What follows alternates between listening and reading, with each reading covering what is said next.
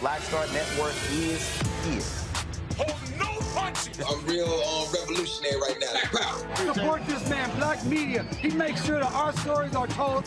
Thank you for being the voice of Black America, Roland. Stay black. I love y'all. All momentum we have now, we have to keep this going. The video looks phenomenal. See, this difference between Black Star Network and Black-owned media and something like CNN. You can't be Black-owned media and be scared. It's time to be smart. Bring your eyeballs home.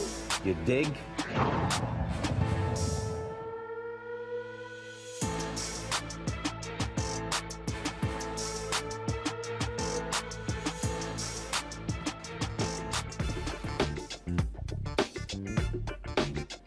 Today is Friday, February 10th, 2023. Coming up on Roland Martin Unfiltered, streaming live on the Black Star Network. A Roland Martin exclusive. A Texas man files a federal lawsuit against Killeen, Texas police officers in the city for excessive force following a seizure. We're the first to have the body cam footage of him being tased in an ambulance.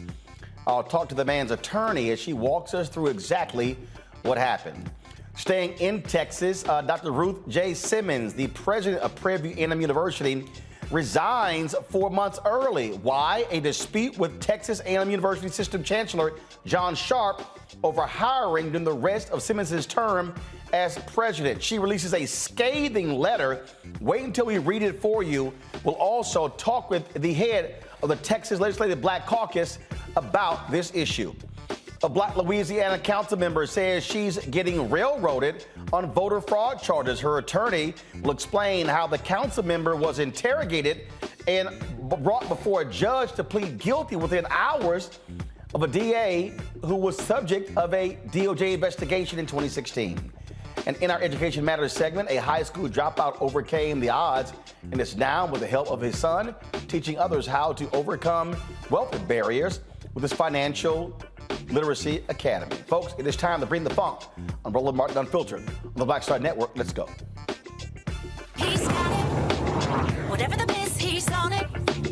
Whatever it is, he's got the scoop, the fact, the find. And when it breaks, he's right on time and it's rolling. Best believe he's knowing. Putting it down from sports to news to politics. With entertainment just for kicks, he's rolling.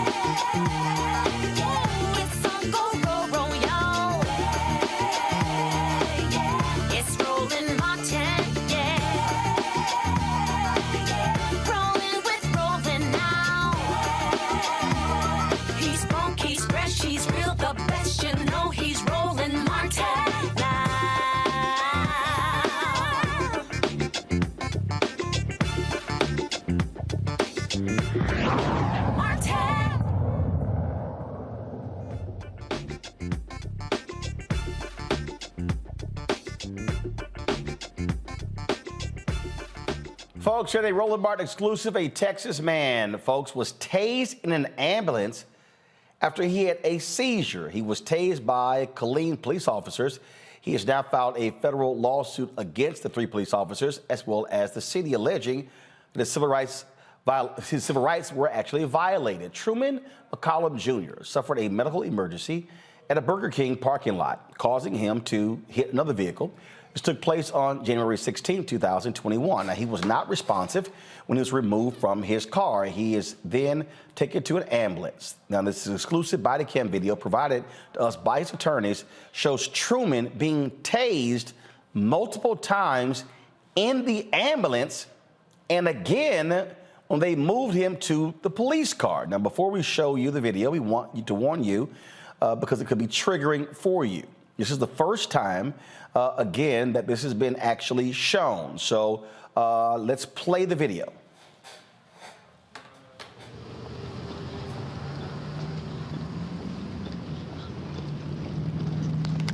Whole traffic. Stop. Grab him down. Grab him down. Grab him down.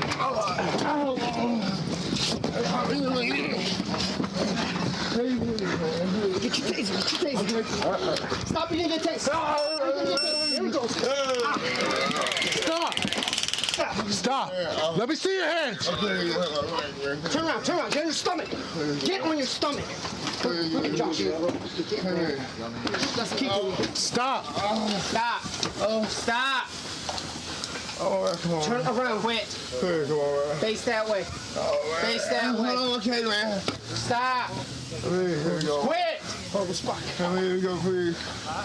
Get down. Get down. Oh, man.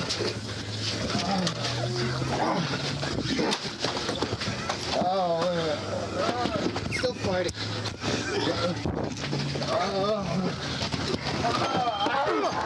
Quit! Get his arms! Quit moving! Get his arms! Get his arms! Watch that taser! Sarah, we need more units! Stop! Give me your hand. Quit!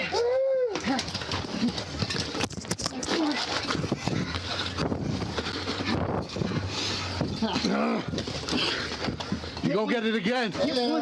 Get one arm.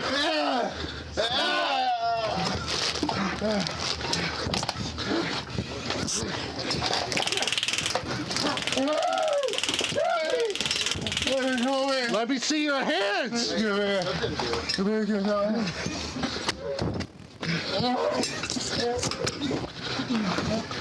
Quit moving.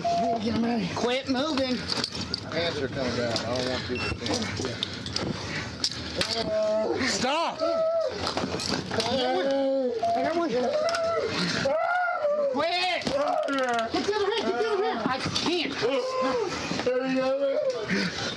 Sir, quit.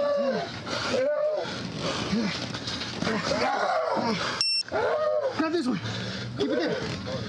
Quit. Quit. Stay still. Quit. At least double cuff him. At least double cuff him.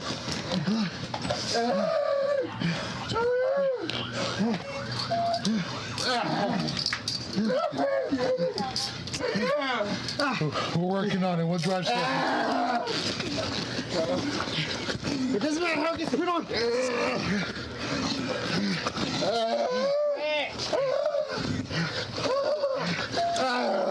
Get him, Josh. Got him. Son, one detained. Stop moving.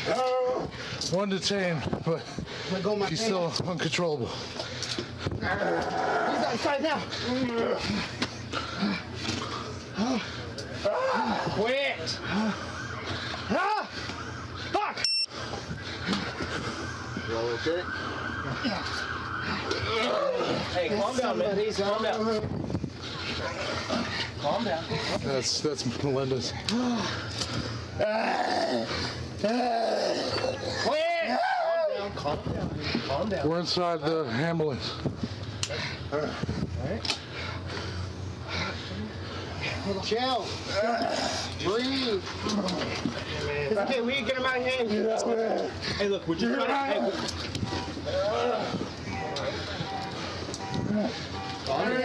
Hey, hey. Quit! Get him out! Calm Get him down. out! I'm trying to bring you out. Quit! Watch his head. Watch his head. Hey, quit flinging yourself around, okay? Go, I'm trying to get you out of here. All right? Go ahead. One, be careful. Be careful. One step at a time. One step at a time. Go around. Go around. Okay, man. I got it. I got it. You got it?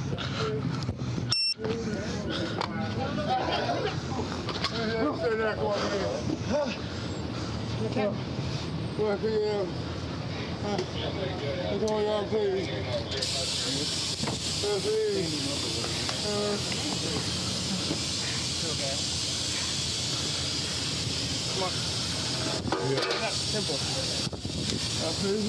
Come on, man. Stand up. All right, come on. 50? Hey, you really turn it on me. Really sleep my hand, hey. Close as one. Close as one. Yeah, we'll get it. Hey, Tom. Hey, man, please, yeah, you're definitely under the influence of something. Please, man. Oh, shit. You let me go, man. I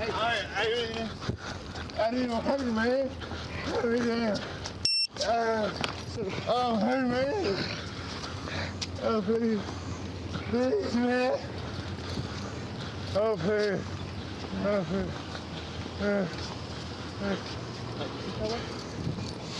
Your pocket. Y'all clear there? Yeah. Okay, man, let me go, man. Stop. Oh, shit. Okay, man. Hey, stop. Stop. Oh, man. Listen to me. Listen to me. Just look forward and stop flailing around. Okay, Hey, listen. Put me, please. Hey, listen. Please, put me, hey, man. We're not. Please. We're just trying to search you. Yeah. Okay? All right, bring him in. Yeah, we're good. Will you please, man? Will you please let me, Oh, use your legs. Cut it out. Use your legs. Stand up. Stand up, sir. Stand up. So we're going to the other side. Okay. Turn around, buddy. Yeah, easy.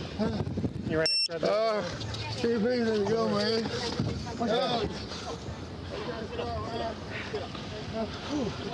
I seen you moving around in there. I was like, oh, shit.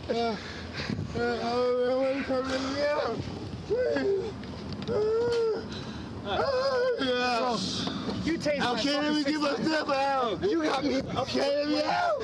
Stop flailing. I tased you? Yes. What? Yeah.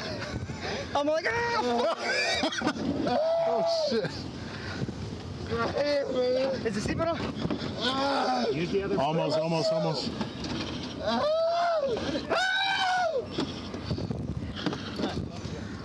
So he's 95. Yeah. 34, 31, he's 95. That's me. All right.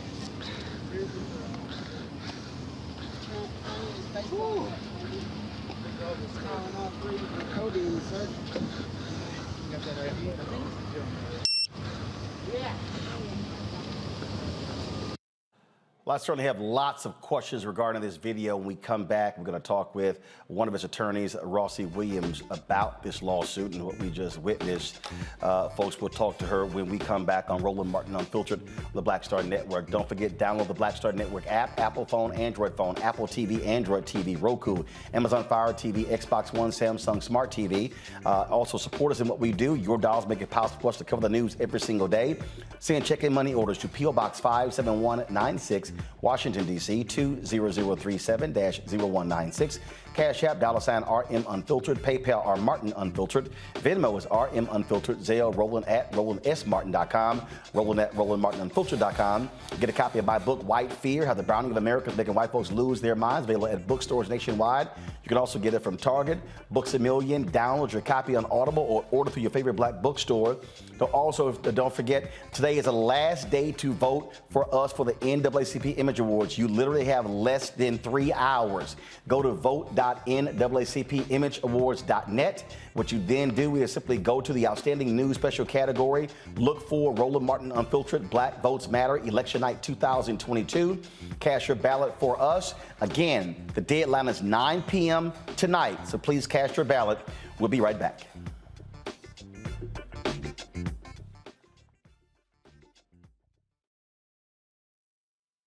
Black Star Network is here. Oh, no punches! I'm real revolutionary right now.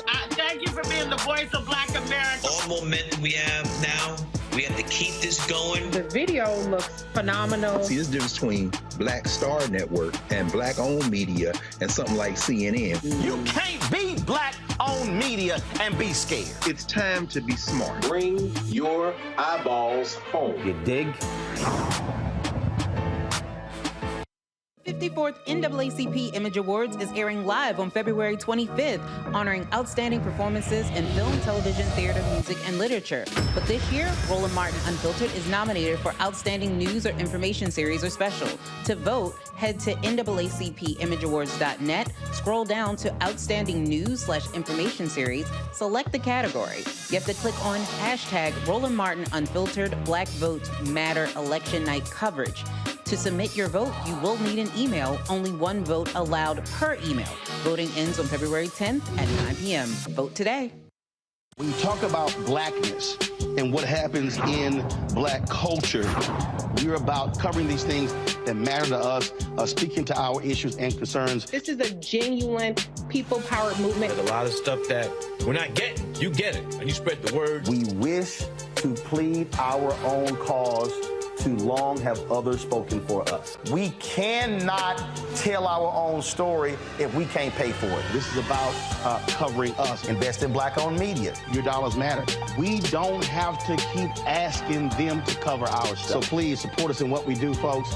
We want to hit 2,000 people, $50 this month, raise $100,000. We're behind 100,000, so we want to hit that. Y'all money makes this possible.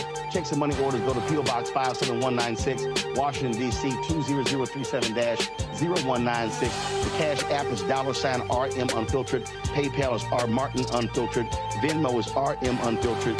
Zelle is Roland at RolandSMartin.com. Hi, I'm Vivian Green. Hey everybody, this is your man Fred Hammond, and you're watching Roland Martin, my man, Unfiltered.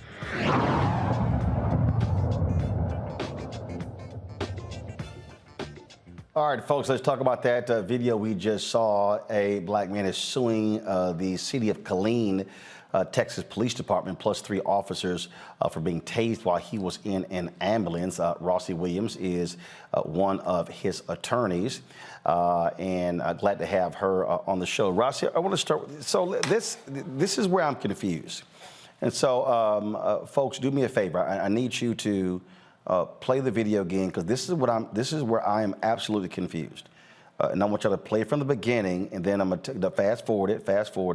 No, go ahead and play right now. So play it, because I need to understand. So your client is in the ambulance right now. Yes. Stop the video. Stop the video.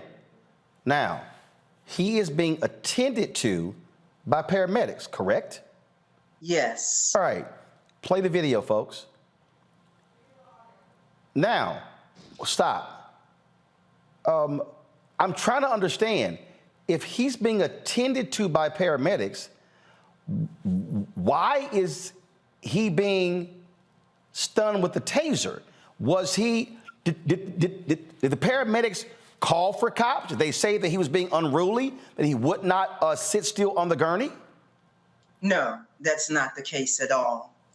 In this situation, Burger King employee witnessed Mr. McCollum experiencing a seizure in the drive-thru. Mr. McCollum pulled up, made his order at the Burger King window. He was clearly coherent to make the order, and then he experienced a seizure. So as you can see in the footage, when you first showed it, when the police and the first responders arrived, in response to the employee's call for medical assistance for a man experiencing a seizure, Truman was literally still unconscious because he'd suffered such a severe seizure. As a matter of fact, it's not even in dispute as to whether or not he was unconscious or incoherent, because even the officers themselves, throughout the body cam and later in their statements, made the statement that Truman was incoherent. He was unresponsive at that time to command or stimuli. Those are their exact words. And so there was no reason for the city of Killeen Police Department to have tased him, to have done anything to him. The first responders were there, and they'd taken him into the ambulance to receive the necessary treatment. That's why I just, again, okay, so they get a call, a medical emergency. Yes. Cops show up, ambulance shows up. Yes. He has a seizure. What the hell is the rationale for tasing somebody who has had a medical emergency and he's literally in the ambulance on the gurney being attended to by paramedics?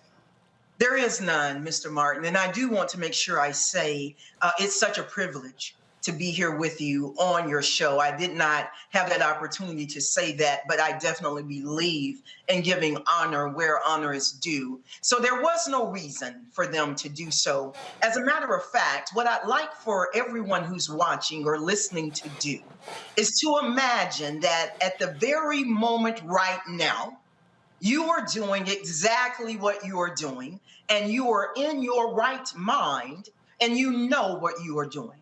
Then you experience a seizure, which renders you unconscious.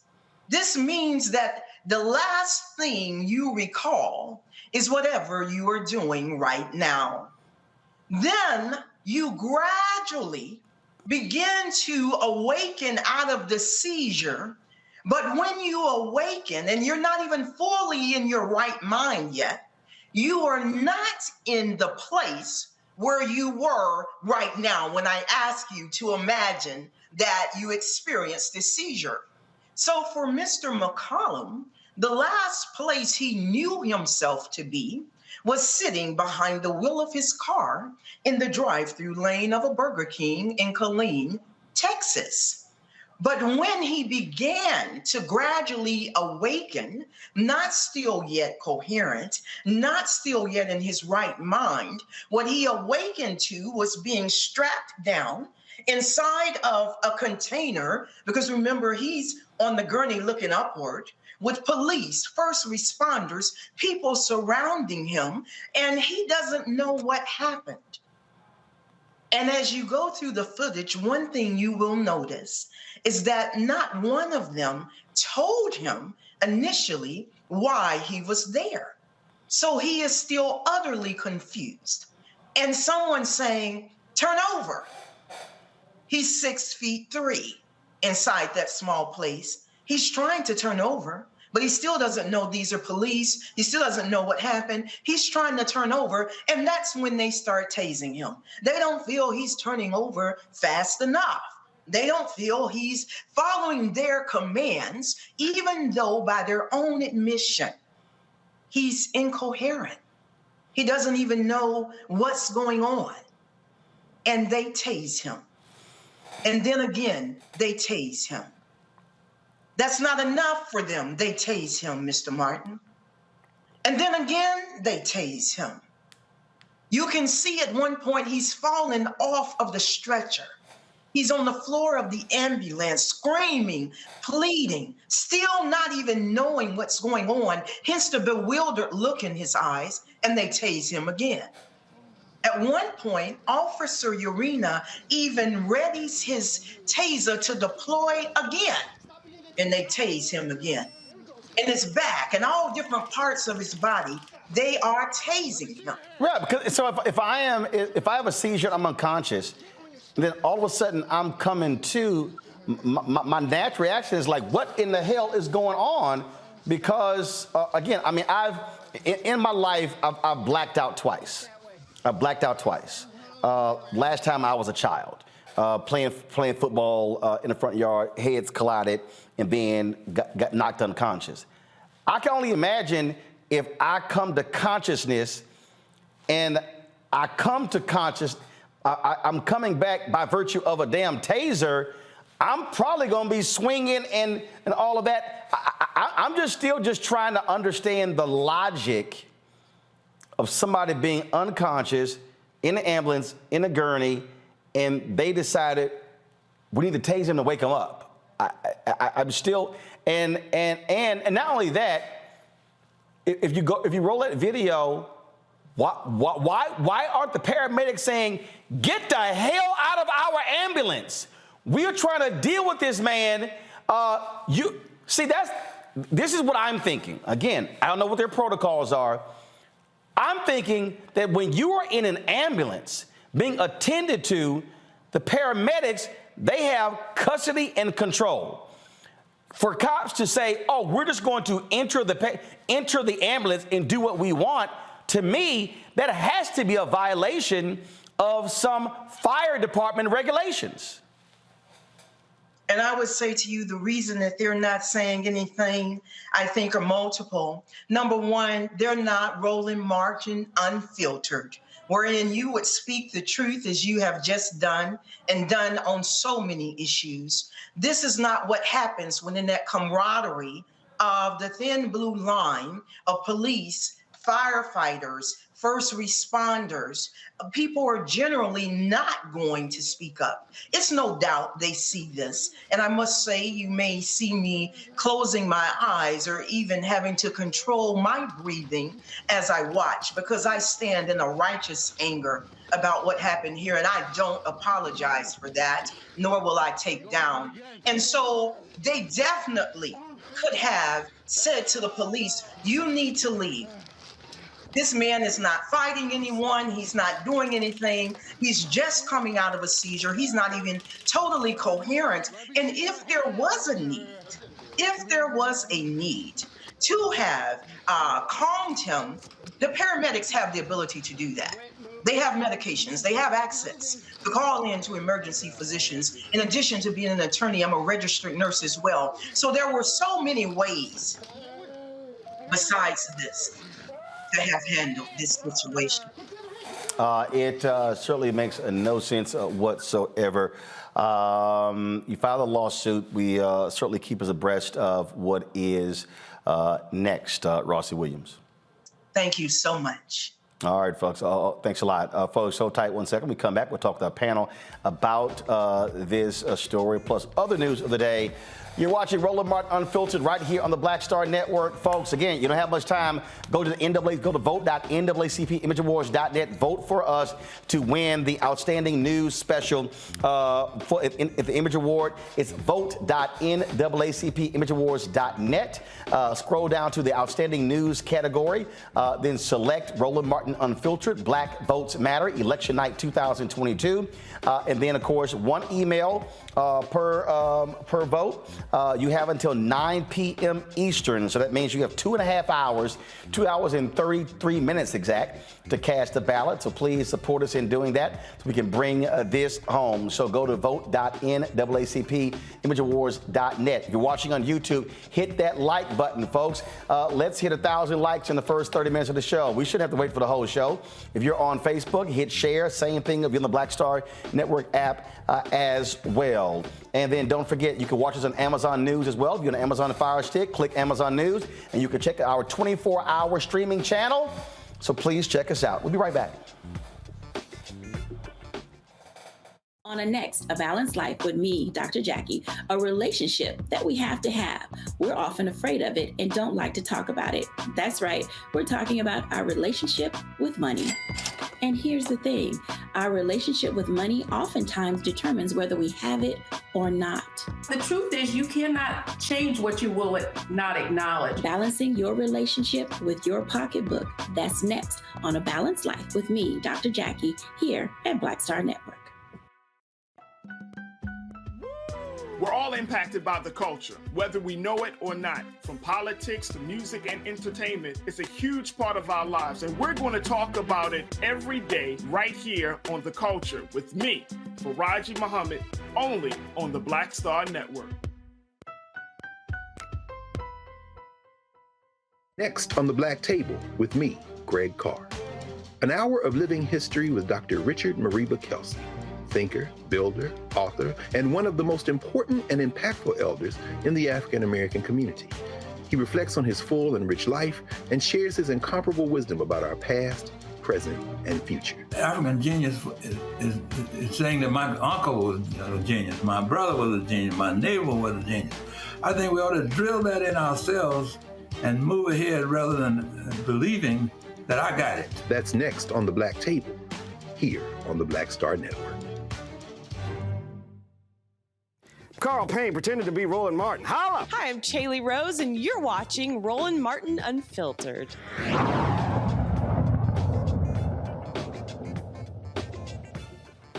All right, let's welcome our Friday panel, Kelly Bethea, communications strategist, Michael Imhotep, host the African History Network show, Matt Manning, civil rights attorney.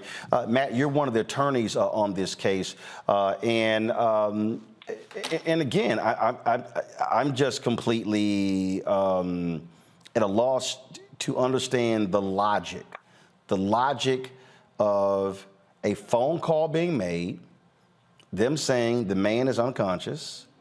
It's a medical emergency. Cops come, paramedics come.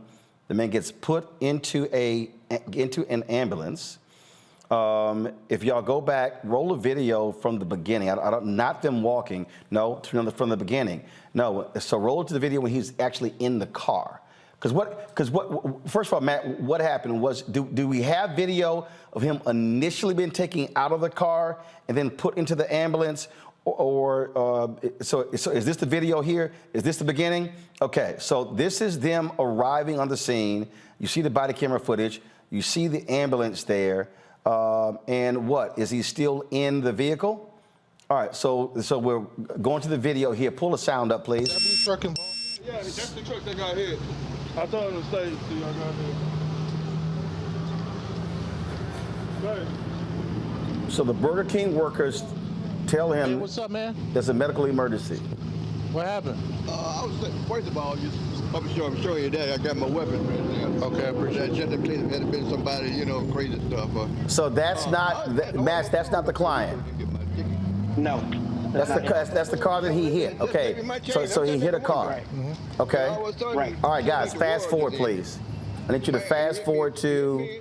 I need you to fast forward to when they go to McCollum's car, please. I looked back, it looked like it was a gray. All right, so fast forward to when they go to McCollum's car, and I just want to see. Come on, guys, fast forward. Thank you. All right, so here we go. They are approaching his car. I saw him just drive off.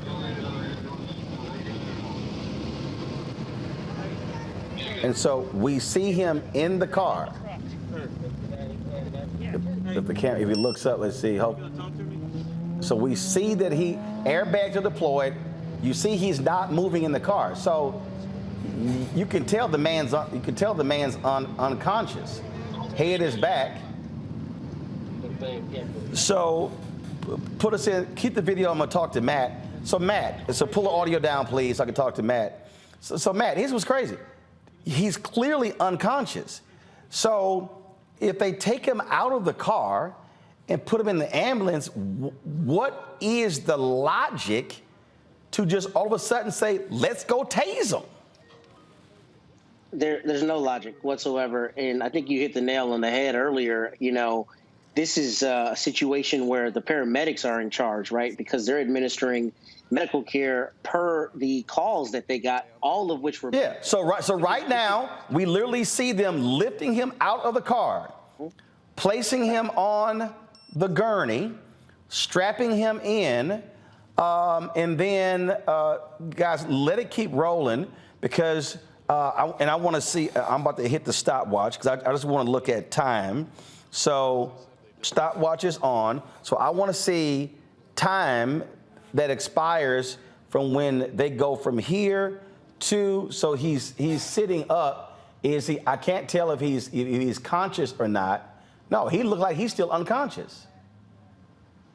Yeah, he is at this point. And, the thing that's especially strange with this, Roland, is that not only were the paramedics treating him, but anyone who has basic understanding of what happens after you experience a seizure understands that there's a period of time during which the person is kind of reconstituting themselves, right? Getting their bearings. So to tase him at this juncture makes literally no sense, particularly because it's obvious that he's out of it. He's unconscious. And you keep asking what the logic is. There is no logic here. What this is trigger happy cops, frankly. I mean, absolutely. I mean, Kelly, watching this, I mean, it goes to show you what African Americans have to deal with. I mean, this is a very clear and undeniable medical emergency.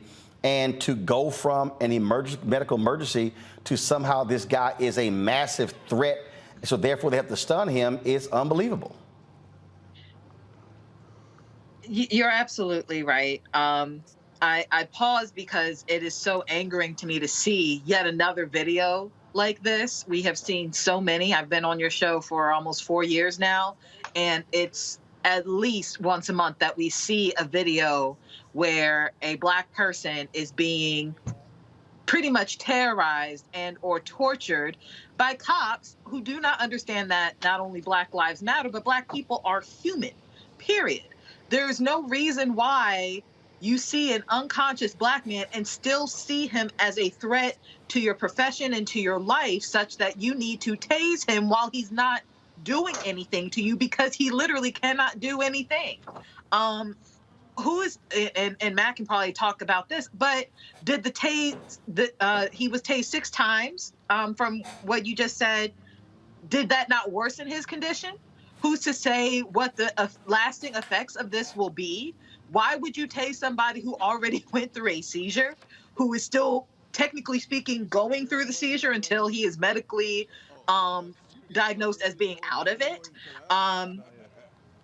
I want to know whether the EMTs have been implicated in this at all, because I feel like they did not take into consideration their patient when they let these cops in, right, into the ambulance, and how they just didn't have regard for his life, even though that's their job too. Guys, I don't know why that I have, and it's all just absolutely absurd. Why are we playing the video again? Okay, what I was trying to do is I wanted to see how long, folks, it was for him being taken out, and then the next video of them going into the ambulance. And so, was this not one continuous video?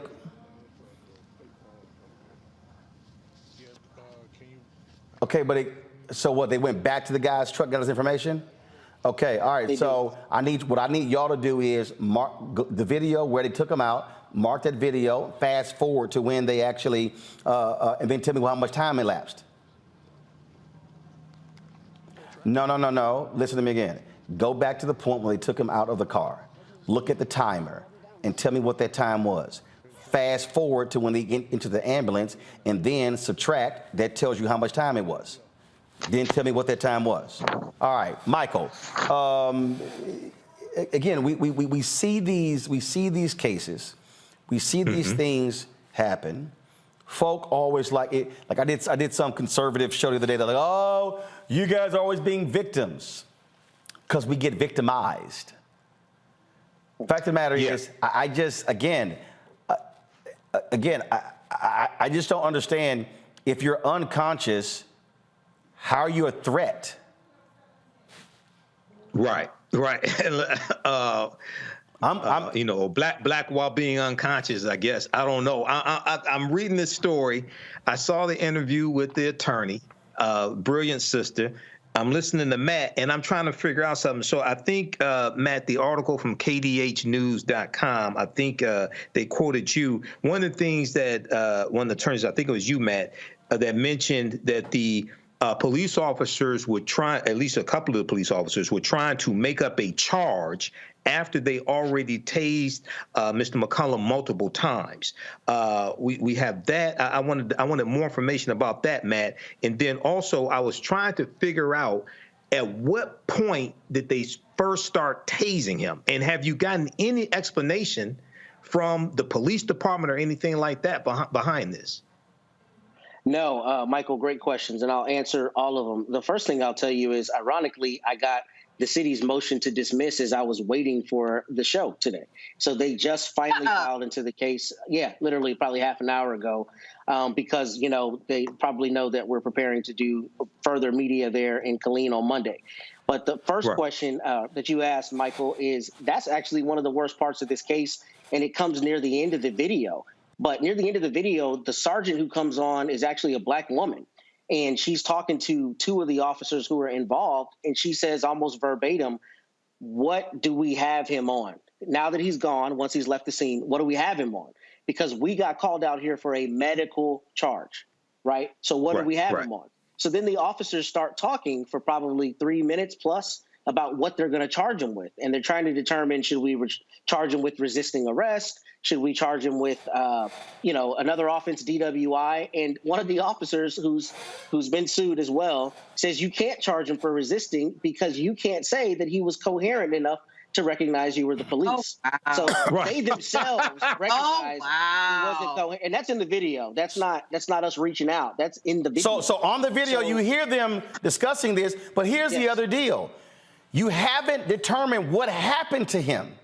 Right. So again, if you're the cops, because this actually happened, this was 3 years ago. I'm in D.C., and I'm on the freeway, and there's this guy, and he is driving he's weaving in traffic. It's all traffic, and he is driving along the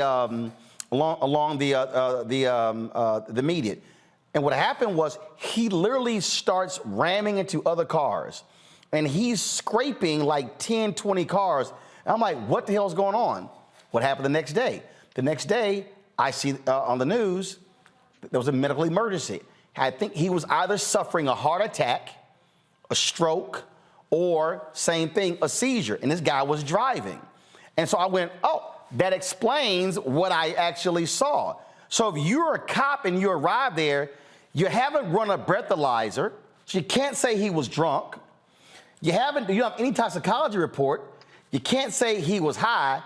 The man is unconscious. So you probably gotta wait till the paramedics ascertain, first of all, stabilize him. First of all, let's get him awake, stabilize him, run tests to then understand what was going on, and that will determine what it was like, they were like, yo, can we find a reason to tag his ass? They were. And if I can add a few things that are particularly important for your analysis, Roland, a couple things. So they're telling me it was 3 minutes and 30 seconds from him being taken out of the ambulance to the point where they started tasing him. 3.5 minutes. So the paramedics only had 3.5 minutes with this guy, and he's still unconscious. Go ahead. And what you see is the first officer, Urena, who was doing the actual tasing, you see him enter the ambulance, but you don't see my client in any way being combative, attacking anybody, doing anything that would Guys, roll a video back. Roll a video back to see him enter. Go ahead, Matt. You don't see anything at all that justifies any use of force, let alone something as high on the spectrum of force as a tasing, number one. But beyond that, they did, in fact, charge him with criminal offenses, and they, didn't do that right. I'm going to handle his criminal defense. And, that's going to be voracious because they didn't do their job correctly under Texas law. So here, right here, Matt, hit play, guys. This is the cops. Turn the audio up, please. Whole traffic. Okay, stop. Grab him down. Grab him down. All right, so you hear something about stop. Have you ascertained anything that the paramedics were yelling for the guys? Turn the audio down. Well, the paramedics were yelling for the cops. Hey, we need your help. No, I have not yet. My understanding is the officer who is on the other side of the taser, the one with the baseball cap, called Urena to come and try to help subdue him. But what you don't ever see and what you never hear is any indication whatsoever that he was hurting anyone, combative, aggressive in any way. So it's almost like they are trying to require him to receive medical treatment. And obviously, as you know, he's able of his own volition to refuse medical treatment. But beyond that, they are not able to use force where force is not justified, any kind of force, let alone, less lethal force like a taser. But not only did they tase him in the ambulance, Roland, they also tased him in the car. So as you see, the lawsuit alleges all of the times you can clearly see the taser. But it's my understanding he was tased even more times. And without saying too much, there are objective third parties who received him and made contact with him after this ordeal who were irate, not only to the extent of they thought that this is the kind of thing that the city of Killeen does all the time, but also that what happened to him objectively is just indefensible and without any kind of justification. So I think what you should really show is the end of the video so you can see the police trying to get together to come up with a charge. And now he's facing a misdemeanor criminal charge when he had a medical issue. And by the way, during the time that the police are trying to figure out what's going on, the Burger King people are the people who called 911 to begin with. But one of the managers comes out and shows one of the officers the actual video where they saw him have the seizure. And he says almost verbatim, see, you can see him twitching in the car. You know, he had a seizure. So the police had no cause that anything criminal happened, and they nonetheless treated him in such a dehumanizing way. Absolutely stunning. All right, folks, hold tight 1 second. We come back. We're going to talk about Prairie View A&M University. Dr. Ruth Simmons, one of the top university professors, university presidents in America, announces she is leaving at the end of the month in a dispute with the Texas A&M Chancellor, John Sharp. Wait until we read for you her letter that she sent out. We'll also talk with the head of the Black Caucus in Texas about this as well. You're watching Roland Martin Unfiltered right here on the Black Star Network. Hi, I'm Dr. Jackie Hood Martin, and I have a question for you. Ever feel as if your life is teetering and the weight and pressure of the world is consistently on your shoulders? Well, let me tell you, living a balanced life isn't easy. Join me each Tuesday on Black Star Network for a Balanced Life with Dr. Jackie. We'll laugh together, cry together, pull ourselves together, and cheer each other on. So join me for new shows each Tuesday on Black Star Network, A Balanced Life with Dr. Jackie.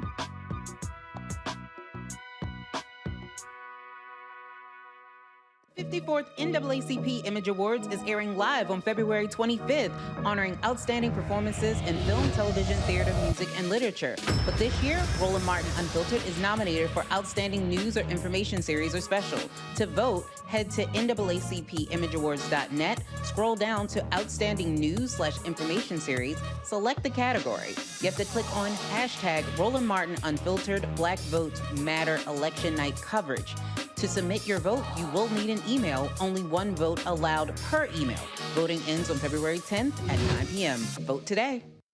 Black Star Network is here. Oh, no punch! I'm real revolutionary right now. Thank you for being the voice of Black America. All momentum we have now, we have to keep this going. The video looks phenomenal. See, there's a difference between Black Star Network and black-owned media and something like CNN. You can't be black-owned media and be scared. It's time to be smart. Bring your eyeballs home. You dig?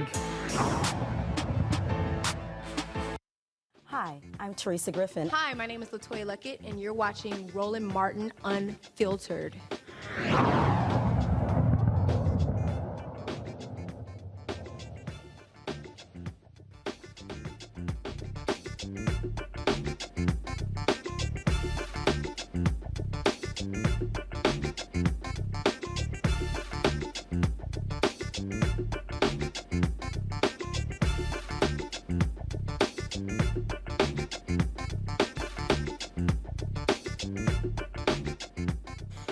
All right, folks.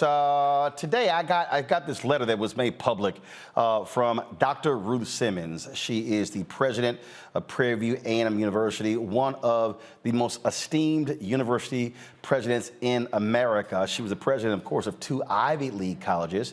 She took over at Prairie View, surprising many folks. And she really brought a lot there, the amount of resources, the level of professionalism. I mean, you name it, everyone from students, faculty, staff, alumni had talked about the amazing job that she has done. One of the things that Dr. Simmons talked about is she wanted, and she spoke at an HBCU conference where she wanted, she expressed how she wanted HBCUs to properly make the transition from one president to the next in terms of how you leave and how you actually provide for a university. And so she announced last year that she was stepping down. And I remember when she did so, and even that initial announcement, I was like, something's not quite right here. In terms of with the announcement, I said, I wonder if she's really leaving because she wants to leave. But so that was the case, and so she laid out the timetable for how she was going to leave. The Texas A&M University system, the Board of Regents, announced a new president.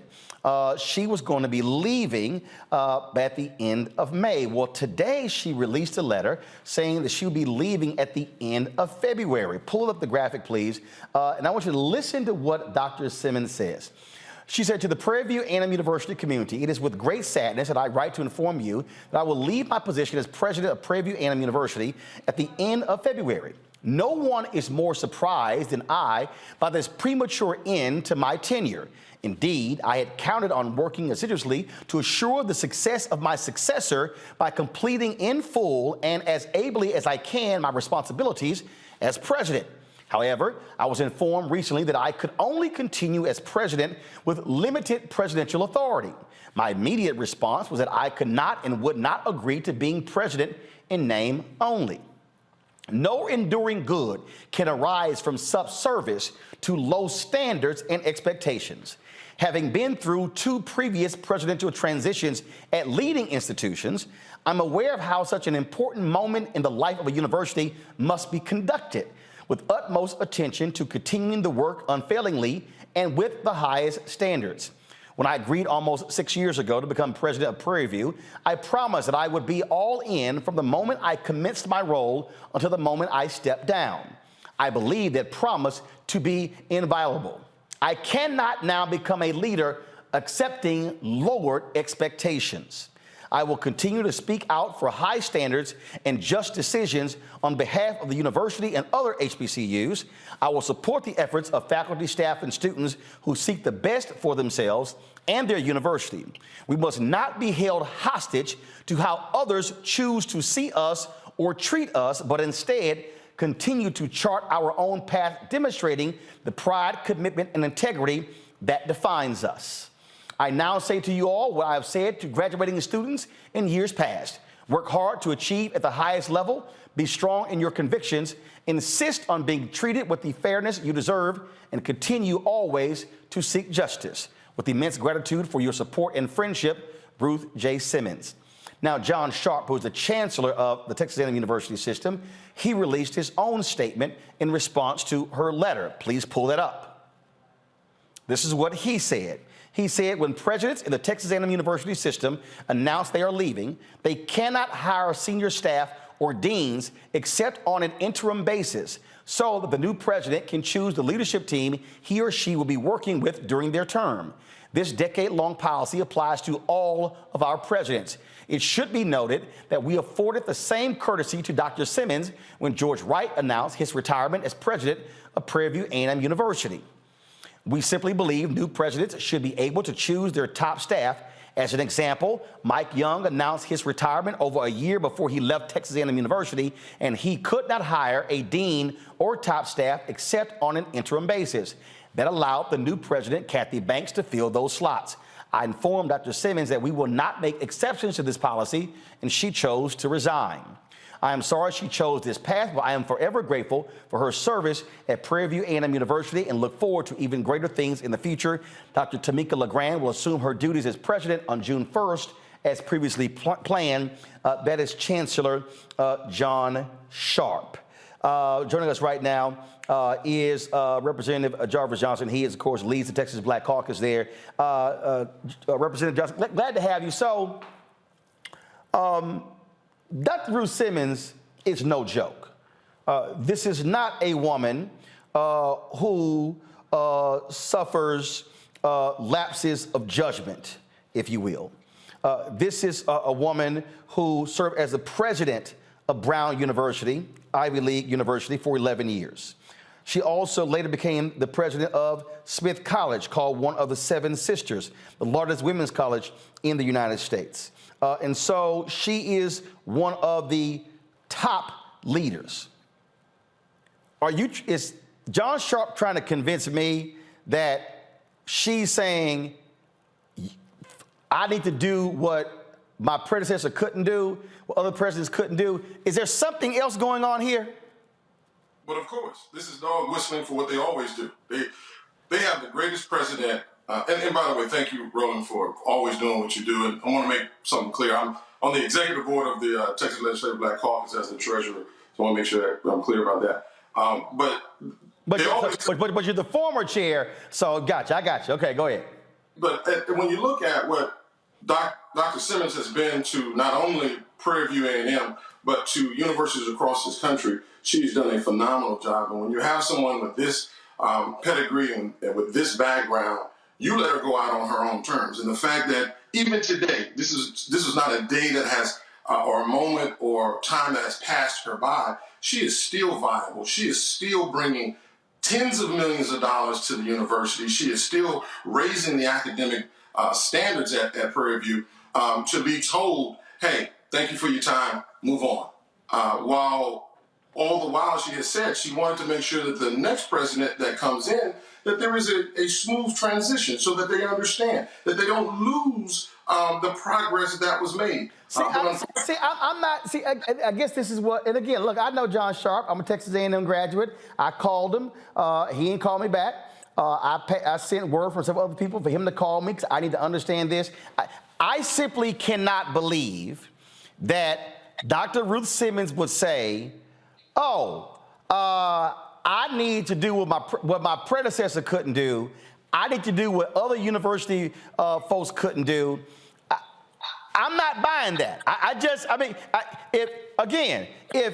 If knowing who she is, and look, I was just with her in November. November 14th was my birthday. I flew to Houston. She had a dinner in honor of Chris Tucker, and it was a great dinner. And sitting there at her table, listening to her talk about the vision, how she conducted herself. This is not a woman who is just going to pop off and just fire off. No, this is someone who carries herself with a high degree of dignity. I'm just not believing, she wanted just to hire deans and hire top staff, knowing full well a new president was coming in when the same thing happened with her. I'm going to go to a break. I want you to answer on the flip side. So, I've been calling around. We tried to get some Prairie View A&M Alumni Association on. I've been told by many people this was a talk of the Prairie View alumni chat rooms all day. But something my gut is saying something else is at play here and not what Sharp said there. And so I want to come back and talk about that when we come back. Again, folks, you're watching Roland Martin Unfiltered on the Black Star Network. Hit the like button if you're watching on YouTube. Share button on Facebook. Same thing, the Black Star Network app. Speaking of the Black Star Network app, download it if you have not done so. We got 1 million subscribers on YouTube. We need 1 million downloads of the Black Star Network app, folks. We own it. We control it. This is how we control our own destiny. Download it to your iPhone, Apple phone, Android TV, Apple TV, Roku, Amazon Fire TV, Xbox One, Samsung Smart TV. Speaking of Amazon TV, Fire TV, we are actually on the Amazon Fire Stick. You can click Apple, you can click Amazon News. You can watch our 24-hour, 7 days a week streaming channel right there, along with CNN, MSNBC, and the rest of them on Amazon Fire TV. And we got some great news coming up, some other announcements, how you can see our 24-hour channel. So trust me, we got some great things coming down the pipeline, and we'll be discussing more of this Prairie View story, which is confusing to me right here. We'll be right back. Hatred on the streets, a horrific scene, a white nationalist rally that descended into deadly violence. White people are losing their damn minds. As an angry pro-Trump mob storms the U.S. Capitol, we've seen shooting. We're about to see the rise of what I call white minority resistance. We have seen white folks in this country who simply cannot tolerate black folks voting. I think what we're seeing is the inevitable result of violent denial. This is part of American history. Every time that people of color have made progress, whether real or symbolic, there has been what Carol Anderson at Emory University calls white rage as a backlash. This is the rise of the Proud Boys and the Boogaloo Boys. America, there's going to be more of this. Here's all the Proud Boys, guys. This country is getting increasingly racist in its behaviors and its attitudes because of the fear of white people. The fear that they're taking our jobs, they're taking our resources, they're taking our women. This is white fear.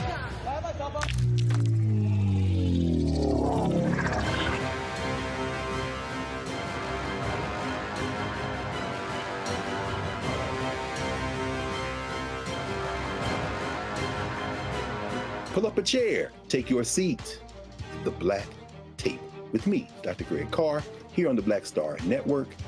Every week, we'll take a deeper dive into the world we're living in. Join the conversation only on the Black Star Network. We're all impacted by the culture, whether we know it or not. From politics to music and entertainment, it's a huge part of our lives, and we're going to talk about it every day right here on The Culture with me, Faraji Muhammad, only on the Black Star Network.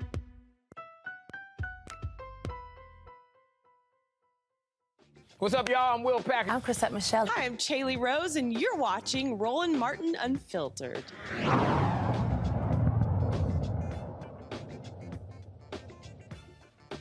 All right, welcome back. We're talking about Prairie View A&M University President Dr. Ruth Simmons stepping down at the end of the month.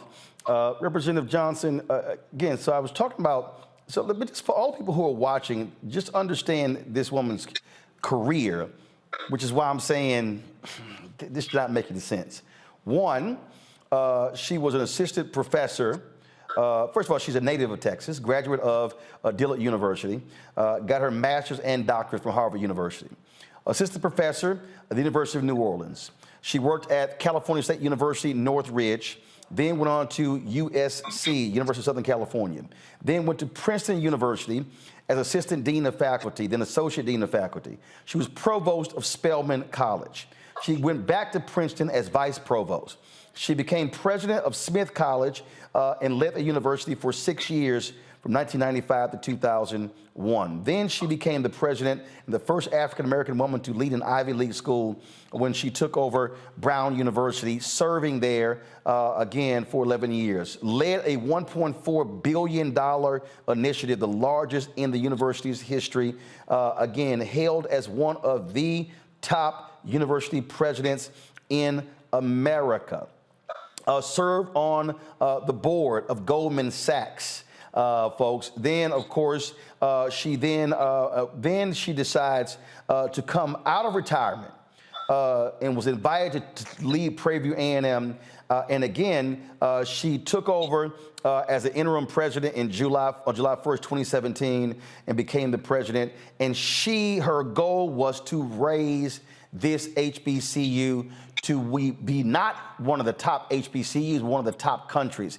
That, Representative Johnson, is what is bothersome, because she talked about the proper transition from leader to leader, and she laid out how it should be done.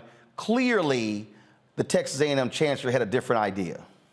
It ain't bothersome. You know better than I do, just like we see it all the time. This is that black magic that Dr. Simmons has put in place, that they didn't think this woman, who does have the pedigree, would come out of retirement and then do the miraculous, wonderful thing that she did at the university. And then when she says, look, I'm going to go ahead and step down, and by the way, I've had a multitude of conversations with Dr. Simmons over the years as we talked about getting more money for the university, as we talked about increasing research dollars, so forth and so on, because I'm a member of appropriations and on Article 3 that deals with education.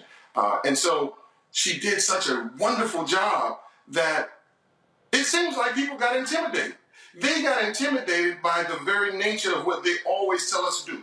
Pull yourself up by your own bootstraps. And so here it is that this Houston woman, this hometown woman, came back home, then went to Prairie View and did a phenomenal job. And then they said, well, wait a minute. We didn't expect you to start competing with A&M. We didn't think you would start competing against the big universities. We just wanted you to stay in your lane. And so through that transition to move from president to emeritus, but to make sure that the transition is easy for the new president to keep the progress, they said, no, we don't want that. We don't want that. You just need to go ahead and leave it up for the new president to handle her business and do it as she sees fit. I think that's disingenuous, and I think it was done purposely because I don't think that they like the success that Prairie View is having. And so we have to look at that, because when you look at how the university system is, how board members are are chosen, and even those board members are then choosing presidents.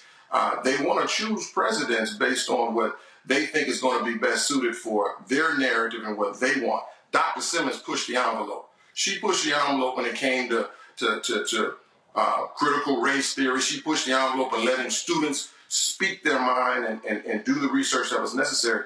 That upset a lot of people that didn't want her to do that.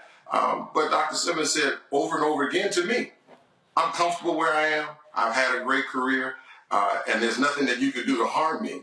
But at the end of the day, they do want to make sure that they're destroying her legacy by simply telling her leave. And I think that in itself is very hurtful, very disrespectful for a woman like Dr. Simmons, who has done a phenomenal job at Prairie View and giving all HBCUs a great day. Indeed, Representative Johnson, we really appreciate it. Thanks a lot. Thank you, my brother. Sir. Michael, I'll go to you. The thing here, first of all, folks, like I said, this is a photo of me with Dr. Simmons, as well as Houston Mayor Sylvester Turner.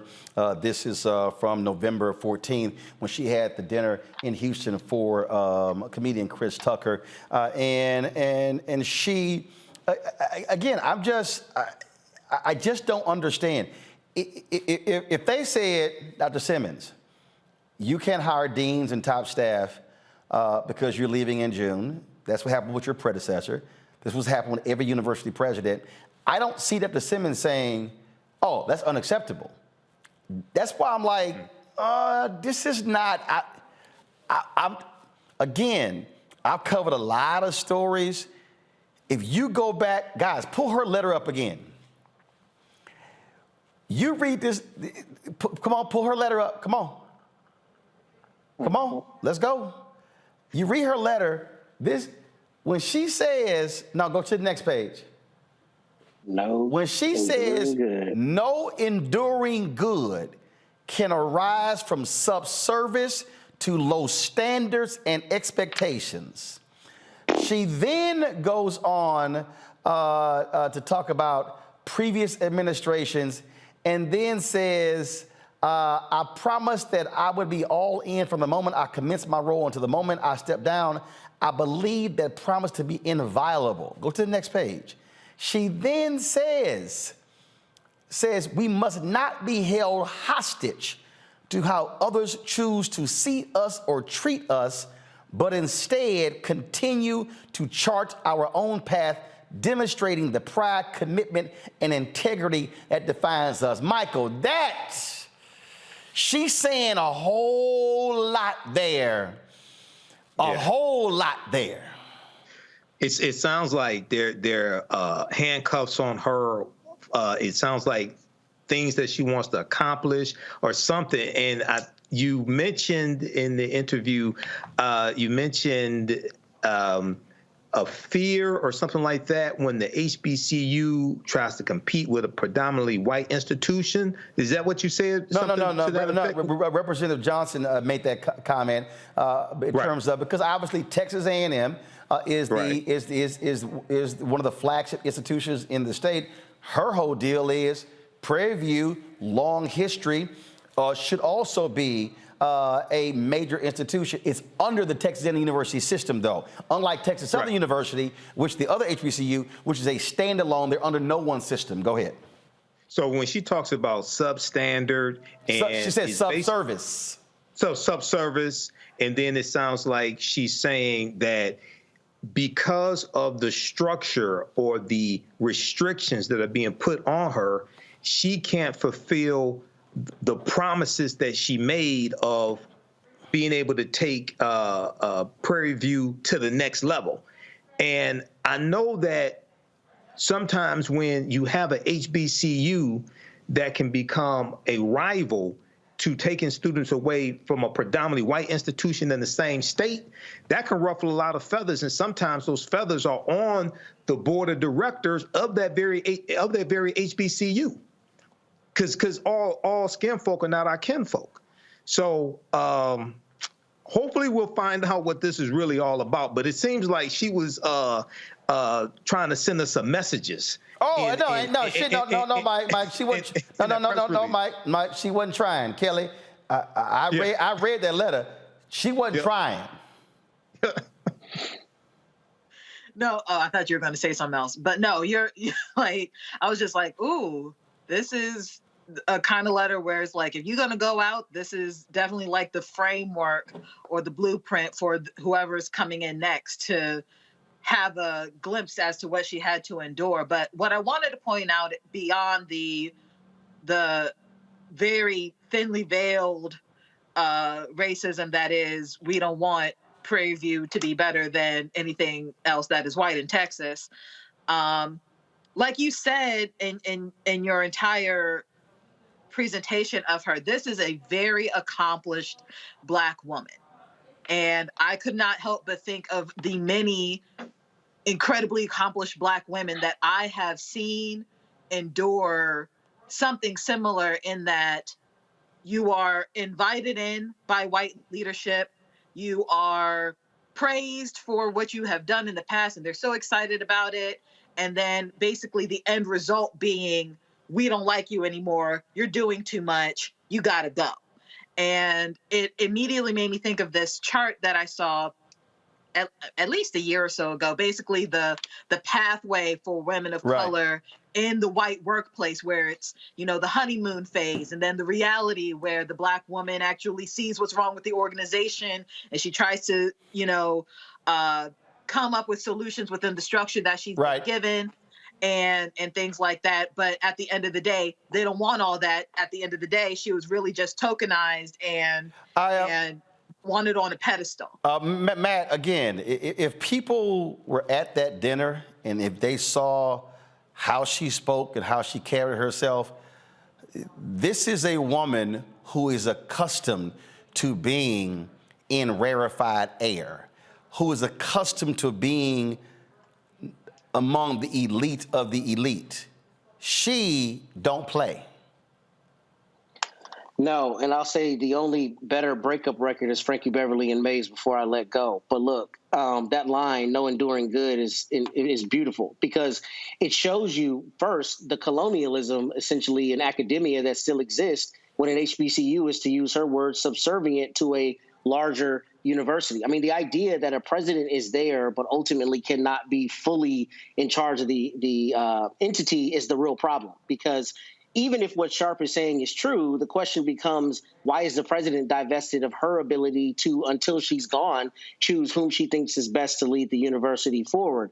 But also, to your point, I mean, has been an administrator at some of the best institutions in the country. So I cannot imagine it's as one-dimensional an issue as she wanted to hire people as she was on her way out. It doesn't even make sense that it would be that simple. It's more kind of to what Kelly and Michael said, the idea that, you know, here she is exceeding expectations. And to that point, we had a story on your show maybe 6 months ago about FAMU and how FAMU was getting grief from, I guess, the state of Florida system or whatever systems on top for too many students coming in. So they had a financial issue there, kind of to Michael's point, the idea that Tennessee State. I thought it was FAMU that we discussed it in the context, but maybe you're correct. I'm sorry. North Carolina A&T got fined because they had more students came in over the state cap. Go ahead. Correct. And I'm sorry, I said the wrong university. But the principle is still the idea that the system is not happy with the idea that the HBCU is punching way out of its weight class and not staying in its place. And, you know, the idea, if you read her letter, what she said pretty clearly is, I will not remain somewhere where we're subservient to low standards, but also where I cannot be the president the way I told you I would be president until I left. So the idea that she's divested of her ability to choose really calls into question why that structure still exists in a system this way, and whether the same structure is being, you know, enforced as it relates to those who are leading PWIs. Pull up her letter again real quick. Go to the next page. Okay, got it. Okay, first of all, folk, I need y'all to properly read the letter because you made a mistake in her letter. She did not say subservice. Thank you for getting text message. Go to my iPad, please. She said subservience. So that was a screw up on our part. Please don't do that again, folks. Quote it right. Subservience is what she said. And subservience, folks, is defined as willingness to obey others unquestioningly, or the condition of being less important than something else. So what she actually wrote was, no enduring good can arise from subservience to low standards and expectations. So, yeah, she was saying a whole lot in that letter. I got to go to a break. We'll be right back. And again, we reached out to for Chancellor John Sharp to come on. He has not called me back. We did call Prairie View A&M University. Dr. Simmons was not doing any interviews. We also reached out to the Prairie View A&M Alumni Association, and they made no one available as well. So hopefully we'll get more information to figure out really what's happening there at PV. You're watching Roland Martin Unfiltered on the Black Star Network.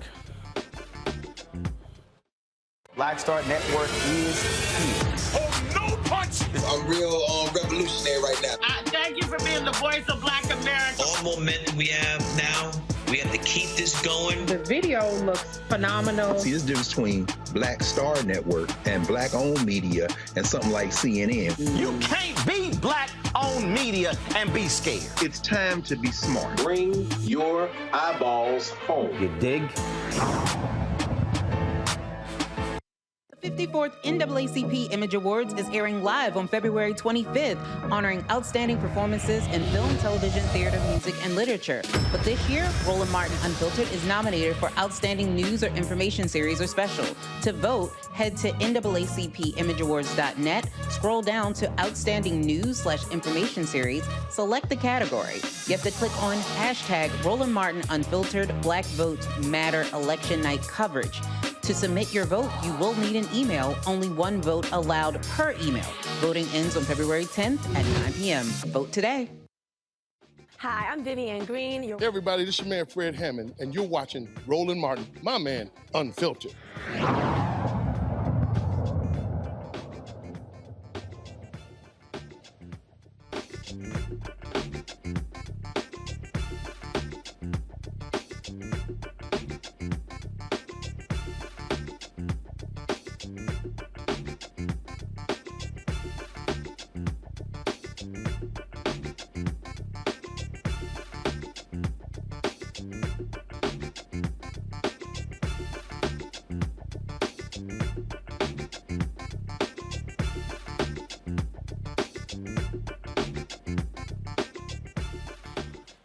Folks, a Louisiana councilwoman has been indicted for voter fraud. She says she is innocent of these charges. Vile Platte City Councilwoman Christina Sam went to the DA office of Trent Brignac in November to report being harassed by the relative of her political opponent. She was then called back to the DA's office on November 17th, thinking she's going to be questioned about her complaint. Instead, she was interrogated for more than 4 hours and falsely accused, she says, of registering voters in her district and did not live within the district. She says she was told the only way she could get out of jail that day was by accepting a guilty plea. So she initially took a plea bargain to voter fraud. At this point, Sam has not been indicted on any charges. Sam was indicted last week after her attorney tried to get the DA recused from the case. This is the same DA who was investigated in 2016 by the DOJ. Rochelle Jones represents Councilwoman Sam. She joins me now from Lafayette, Louisiana. Rochelle, how are you? And thank you for having me. All right, so she goes to the DA to report somebody else. Then they call her back 3 days later, interrogates her, and then nothing happens. That's correct, Roland. Nothing happens, and she's called 2 days later to return to the DA's office, and she was under the belief that she had to go and provide information about the complaint she made. Instead, when she arrived to the DA's office, she was locked in a room for more than 4 hours with the district attorney, Trent Brignac, and his office investigator, and interrogated. She was not allowed to leave, and she was told unless she pled guilty to the crime that day and resigned her seat from the city council, she would be arrested and sent to jail. So that's what happened for more than 4 hours. My client describes her experience with the district attorney as being tormented by him. During his 4 hours, she even had to use the restroom, and he followed her to the restroom and waited outside the door while she used the restroom so that she would not leave. So the experience was not only one of torment, but also of humiliation for her. And this is a public official in that parish. Okay, so then, okay, so explain the indictment and how that just arises. So we filed a motion to recuse the district attorney back in December of 2022, and the judge set it for a hearing on February 6th. So literally 5 days before the judge sets a hearing to recuse the district attorney, he summons a secret, out of the blue grand jury proceeding and obtains an indictment. But Roland, as the saying goes, a grand jury can indict a ham sandwich. The district attorney's office has sole control over a grand jury proceedings. We are not allowed to present evidence or witnesses or dispute any of the charges. That is the secret proceedings of a district attorney's office. And so we go from you need to plead to all of a sudden now she's indicted. Yes, and Roland, I have to go back to the November 17th date. So in a span of 4 hours, she's interrogated, forced to plead guilty to a crime that she did not commit, by the way. She's brought before a judge after 5:30 p.m. when everyone has left the courthouse. And the district attorney asked the judge to take up her plea. He also, before that, approaches multiple public defenders and begs them to go on the public court record and act as if they have been this lady's attorney so that the plea deal could look legitimate. All of the public defenders refused to sign the plea form or participate in the proceeding. One of the public defenders even said that the district attorney became visibly angry with him because he refused to stand in on the court record as her attorney. And the district attorney did not tell him my client was a public official and that she was being charged with voter fraud. So what's next? What's next, Roland, is that the judge, the local judge in Evangeline Parish had denied our motion to recuse the district attorney. And so we have now filed the appropriate paperwork for the Louisiana Third Circuit Court of Appeals to review his decision. It is clear that this district attorney has a personal interest in this case. He treated my client differently. He rushed a felony criminal proceeding through the court process in a matter of 5 to 6 hours.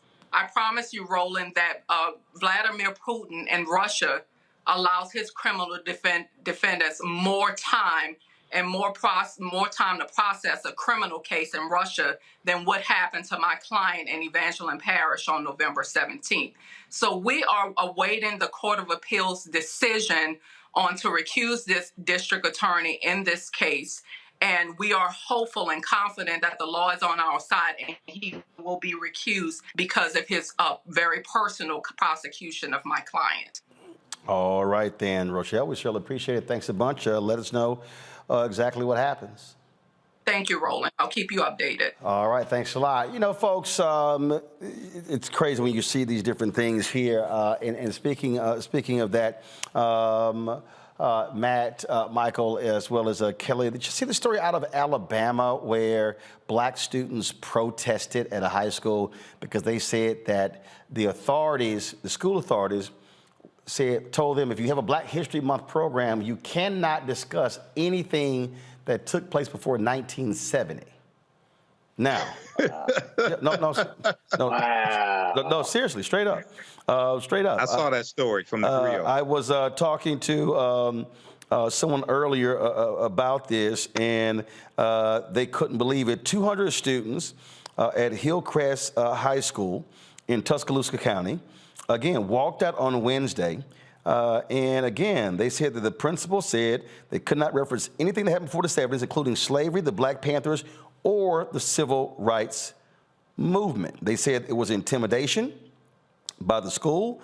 And then, of course, the superintendent released a statement as well. Let me see if I can pull this statement up so I can read it for y'all, which it's just crazy. And just I keep trying to explain to people, Matt, what's going on in this country and how these people are absolutely scared to death of history that we tell, and because they don't actually want to deal with the reality. And so this is what they say. The Tuscaloosa County School System supports our students' right to peacefully demonstrate. A number of our Hillcrest High students have concerns about the culture within their school. We care deeply about our students, and it's important that their concerns are heard. We're putting together a plan to make sure our students feel heard, so we know the right steps to put in place to ensure all students know that they are valued. Okay, Matt, this is real simple. Either they were ordered to do that or not. So I don't want to hear a damn thing about no plan, about here our students. Were they ordered not to talk about anything happening before 1970? Yes or no? Exactly, period. That's the only question.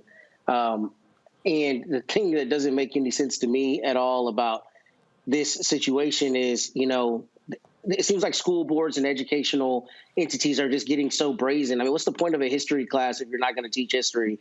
And we see that not only in Florida with the AP class that DeSantis is trying to attack, but what you see right now is you see primarily conservatives, let's be honest, trying to attack history and objective facts and make it likened to things that we know were objectively racist history. And what I mean is they try to teach, or try to liken the civil rights movement to the Confederacy. They aren't the same thing. So the idea that students would be ordered not to discuss anything at a program before 1970 is absurd, because we're still dealing with racial issues today.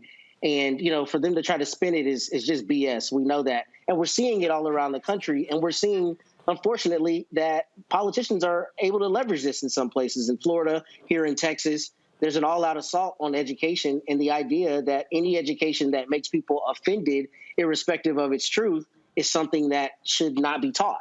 And that's, absurd, especially if we want a citizenry that knows the actual truth of what happened in the past. But bottom line here, Kelly, I keep trying to explain to people, they want to attack every single institution. This is about white fear holding on to power. It really is, but it also, in a ironic way, is kind of funny in them thinking that Black history ended after 1970.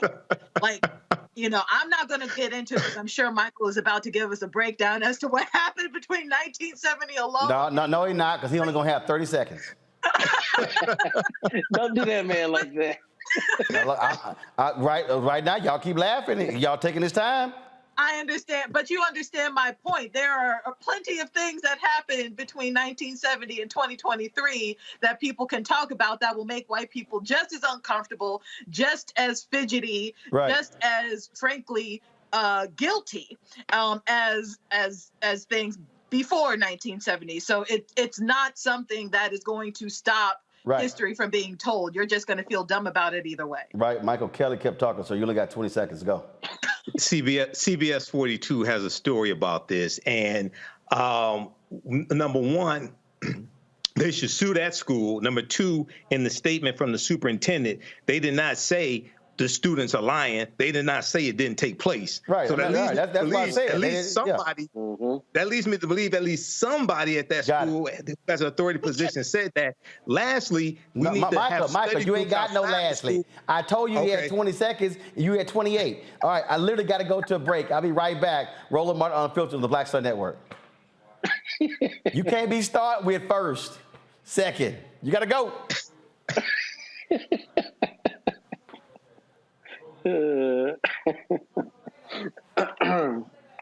Shows that Doc, why'd you hit it? I said as black men, and then they paint these monolithic portraits of us.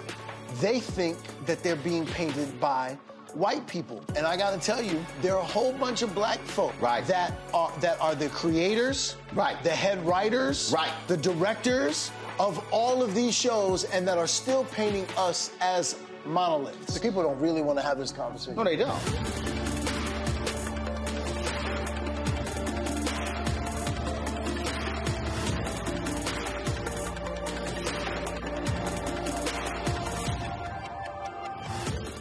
Next Next on Get Wealthy with me, Deborah Owens, America's Wealth Coach. Listen to this. Women of color are starting 90% of the businesses in this country. That's the good news. The bad news, as a rule, we're not making nearly as much as everyone else. But joining us on the next Get Wealthy episode is Betty Hines. She's a business strategist, and she's showing women how to elevate other women. I don't like to say this openly, but we're getting better at it. Women struggle with collaborating with each other. And for that reason, one of the things that I demonstrate in the sessions that I have is that you can go further together if you collaborate. That's right here on Get Wealthy, only on Black Star Network. Hey, I'm Deion Cole from Blackish. Hey everybody, this is your man Fred Hammond, and you're watching Roland Martin, my man, Unfiltered.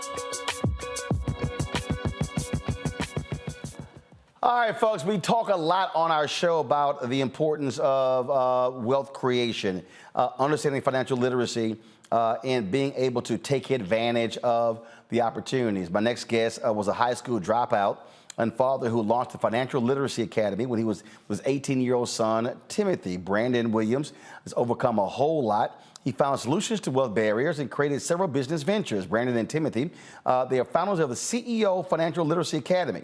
And they join us right now. I'm glad to have both of you here. So first of all, so explain this academy. Exactly what is it? Okay. The academy was created to get back in the community and help the community, the youth, break the financial curse in the community. And what I meant by that is, you mentioned I dropped out of high school in the 11th grade. That was important because I didn't have any resources. And the reason we created the Financial Literacy Academy is because when your parents don't know the rules to money and they don't have any higher understanding about money, credit, finance, where do you go? And oftentimes I used to look to the street, you know, the guy with the answers on the street.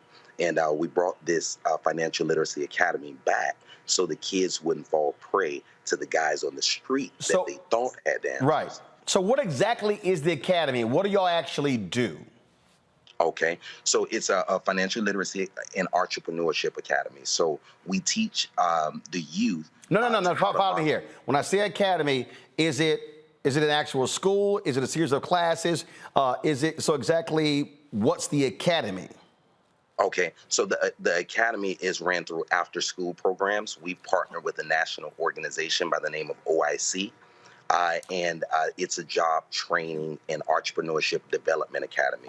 So we partner with about 5 schools, and we're in these schools in the after-school programs teaching the entrepreneurship component as well as the financial literacy. How many schools? Finance. How many schools? We're in 5 schools right now. 3 of them that are active. Where? Carroll City, in Miami-Dade County, in Miami, Florida.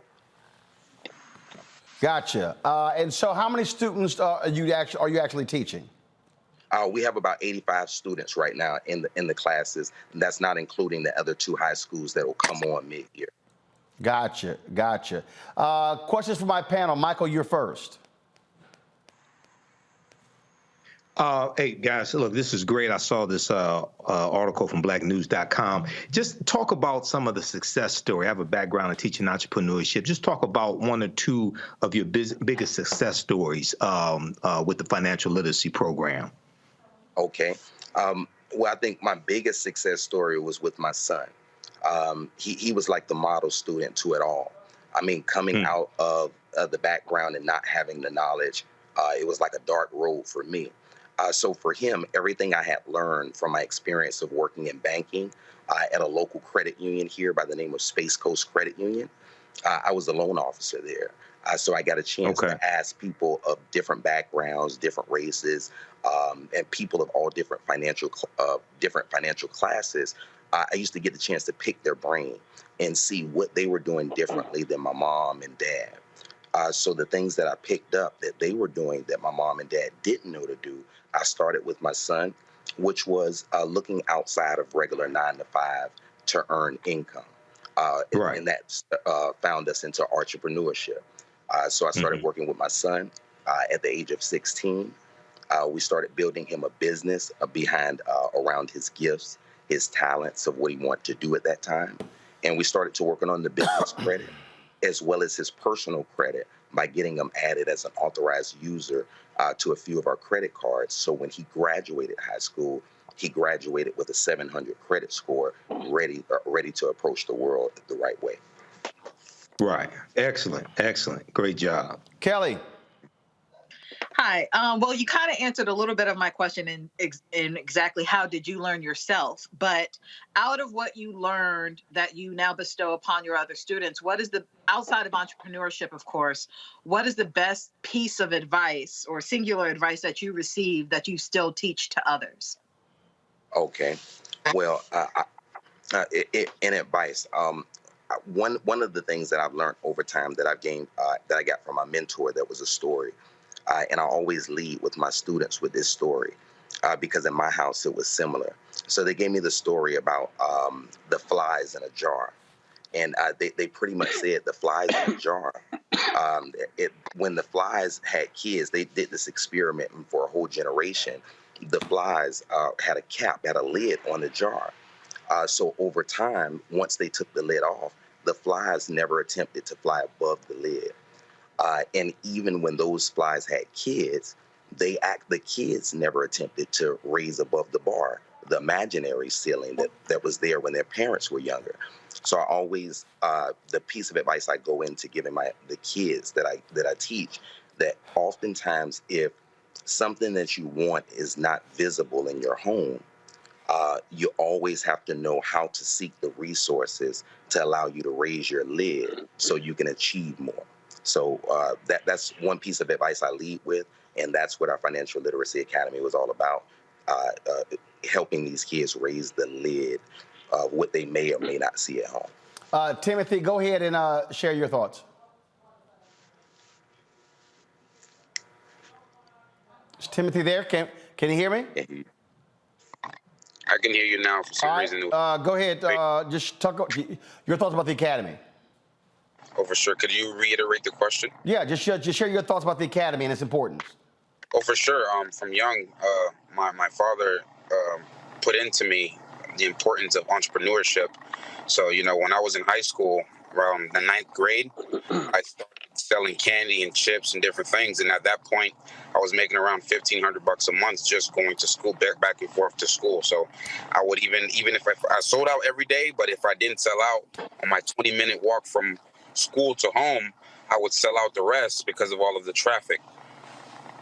So just the importance of entrepreneurship, and now teaching that to other kids in the school system is gonna, make society better overall.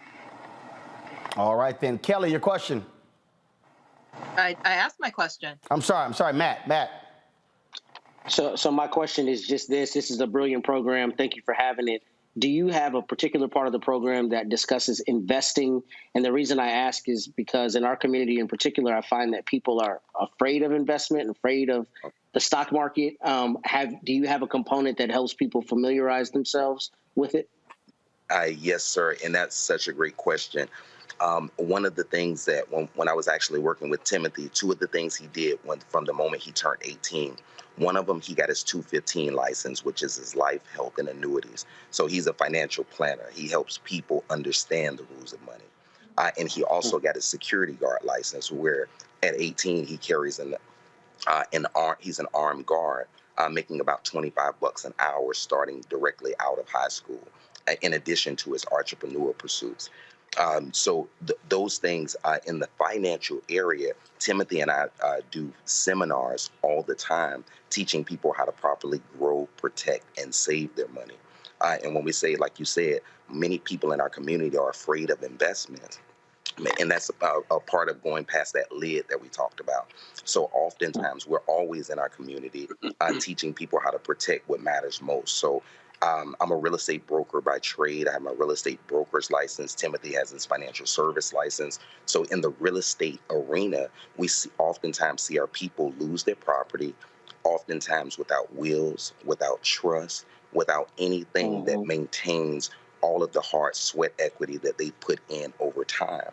So in the community, we work with people in the community, not only to get them licensed, insured, health insurance, life insurance, mortgage protection.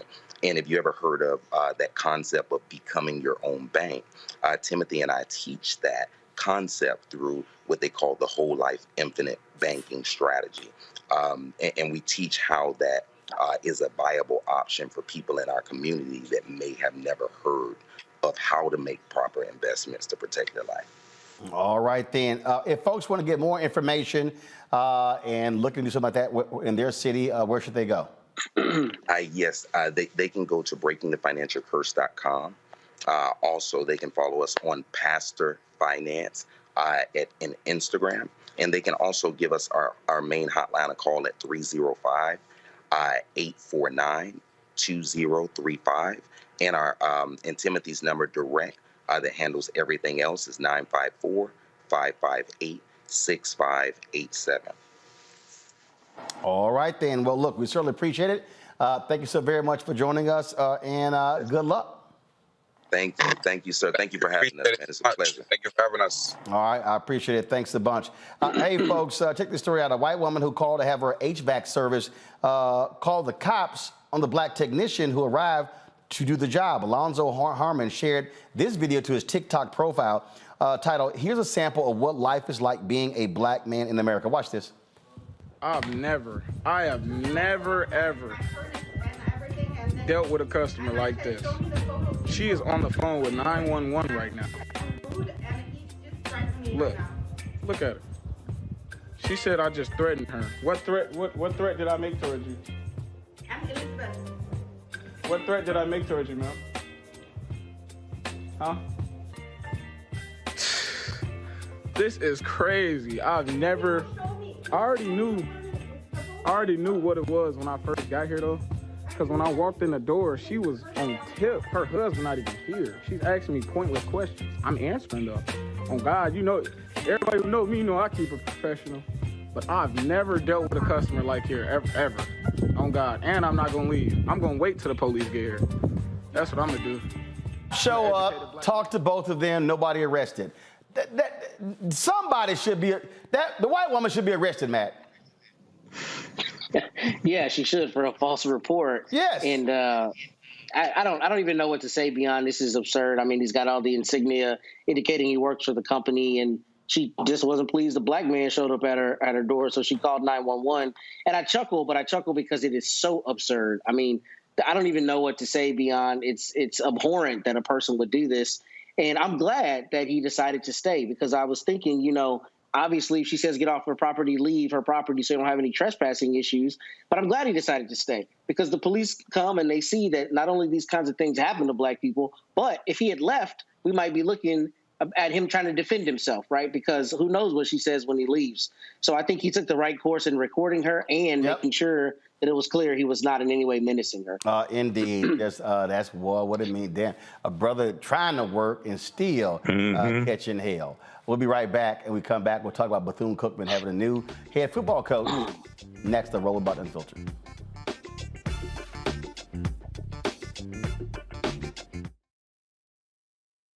On a next, A Balanced Life with me, Dr. Jackie, a relationship that we have to have.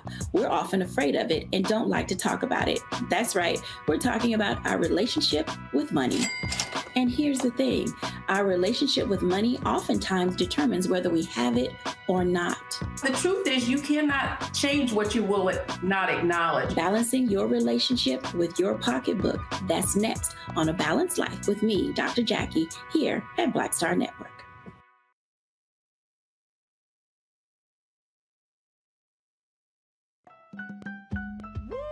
We're all impacted by the culture, whether we know it or not. From politics to music and entertainment, it's a huge part of our lives, and we're going to talk about it every day right here on The Culture with me, Faraji Muhammad, only on the Black Star Network. Next on the Black Table with me, Greg Carr. An hour of living history with Dr. Richard Mariba Kelsey, thinker, builder, author, and one of the most important and impactful elders in the African American community. He reflects on his full and rich life and shares his incomparable wisdom about our past, present, and future. African genius is saying that my uncle was a genius, my brother was a genius, my neighbor was a genius. I think we ought to drill that in ourselves and move ahead rather than believing that I got it. That's next on the Black Table, here on the Black Star Network. Carl Payne pretended to be Roland Martin. Holla! Hi, I'm Chaley Rose, and you're watching Roland Martin Unfiltered.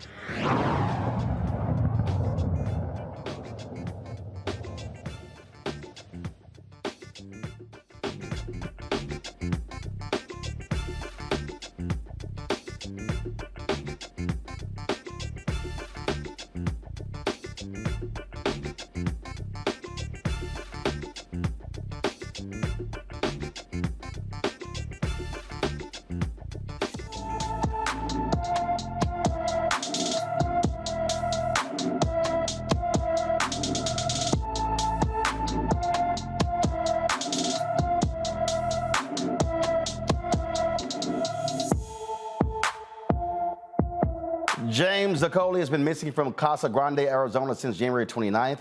The 15-year-old is 5 feet 9 inches tall, weighs 161 pounds, with black hair and brown eyes. Anyone with information about James Zacoli should call the Casa Grande, Arizona Police Department at 520-421-8700, 520-421-8700. Folks, Bethune-Cookman has a new head football coach after all the drama. Well, they announced they were going to hire Ed Reed, but then, of course, they rescinded the hiring of Ed Reed. Now, on Wednesday, they announced Raymond Woody Jr. as their new head coach. As many of you know, I played football here at Bethune-Cookman in the early 90s and graduated in 1996 as an academic and football All-American. During college, I met my wonderful wife, Stephanie, of 23 years here. We have 3 amazing kids. Ray the third, which is he's at Cal Berkeley, just graduated. And Alana, my daughter, she's a freshman at University of Central Florida. And then Caden Woody, who's he's an 8th grader. He decided to stay home and play in his basketball championship game. It feels so good to be home. I want to start by thanking President Dr. Drake and Athletic Director Reggie Thiz and the rest of the BCU administration for this opportunity. Over the years, I have held numerous coaching positions from the high school level to Division I institutions under Willie Taggart and have established amazing relationships throughout the state and across the country. As the next head football coach, I will have a strong focus on creating a winning culture, the academic, personal, and professional development of our players, recruiting the best and brightest from the state of Florida and from around the country, and enhancing our engagement with you all and the members of our university community. Now, in the first 30 days, I will examine and feel our staff individually equally committed to both on and off the field. Then I will meet with all the players individually and get an opportunity to know a little bit more about them as well as them knowing a little bit more about me. Next, team up with the athletics department, including academic, student development, marketing, facilities, and all departments that support us.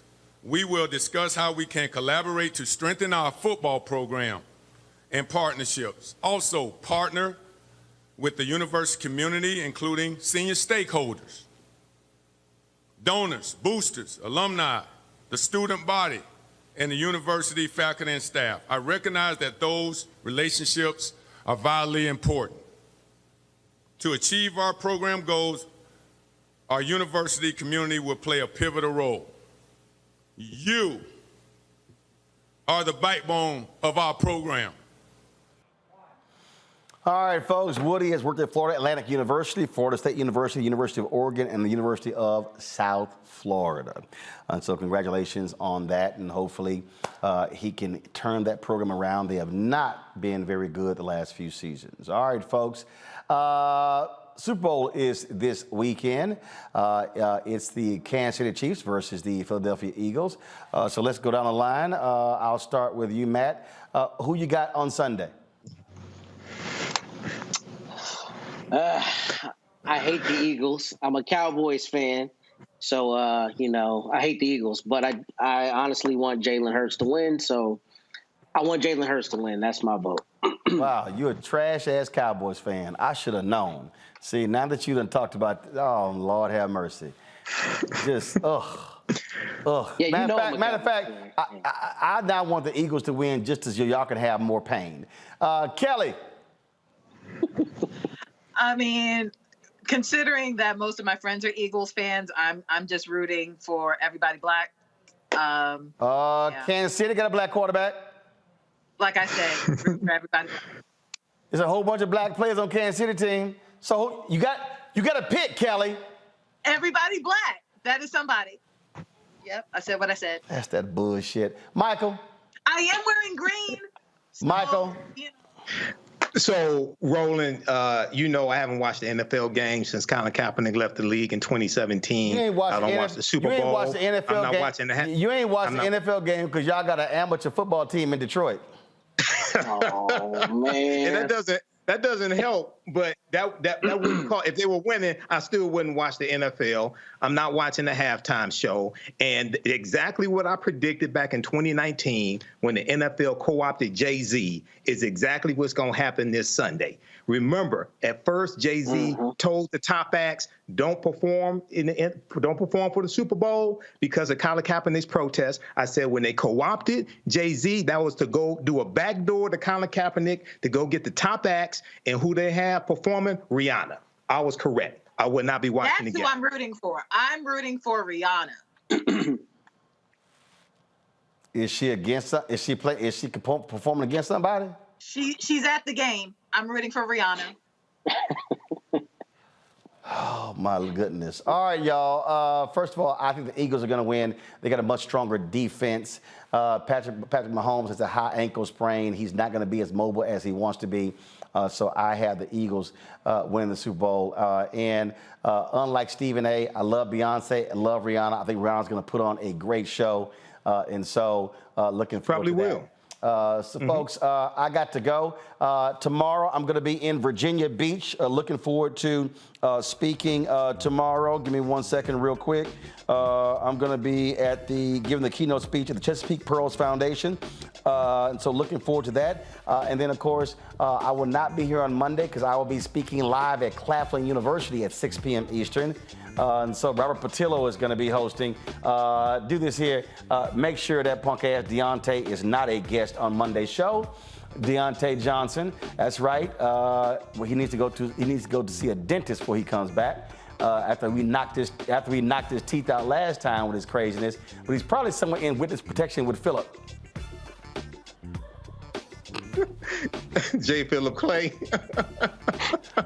Philip somewhere in Plainfield, because you know damn well he ain't nobody in Indianapolis ever seen Philip. Nobody. Nobody. But we put his ass in witness protection, y'all. He done protected his tweets, his Instagram posts. That boy done move out of the country. All right, y'all. That's it. Again, Claflin, I'll see y'all on Monday. AK's in Virginia Beach. I'll see y'all tomorrow. I'm flying out literally in 2.5 hours. And so I got to go. Y'all know how we do it. We end the show. Michael, Kelly, Matt, I appreciate it. Cowboys, hashtag hate Cowboys. Deal with it, Matt. I got to go. Holla!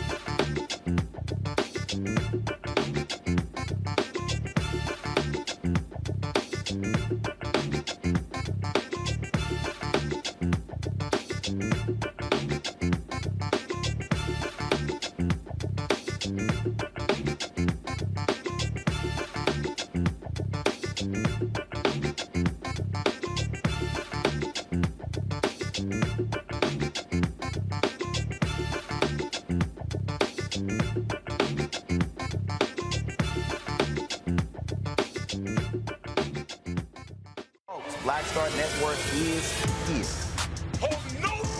I'm real revolutionary right now. Support this man, Black media. He makes sure that our stories are told. Thank you for being the voice of Black America, Roland. Stay Black. I love y'all. All momentum we have now, we have to keep this going. The video looks phenomenal. See, this difference between Black Star Network and Black-owned media and something like CNN. You can't be Black-owned media and be scared. It's time to be smart. Bring your eyeballs home. You dig? Pull up a chair, take your seat. The Black Table with me, Dr. Greg Carr, here on the Black Star Network. Every week, we'll take a deeper dive into the world we're living in. Join the conversation only on the Black Star Network. Hi, I'm Dr. Jackie Hood Martin, and I have a question for you. Ever feel as if your life is teetering and weight and pressure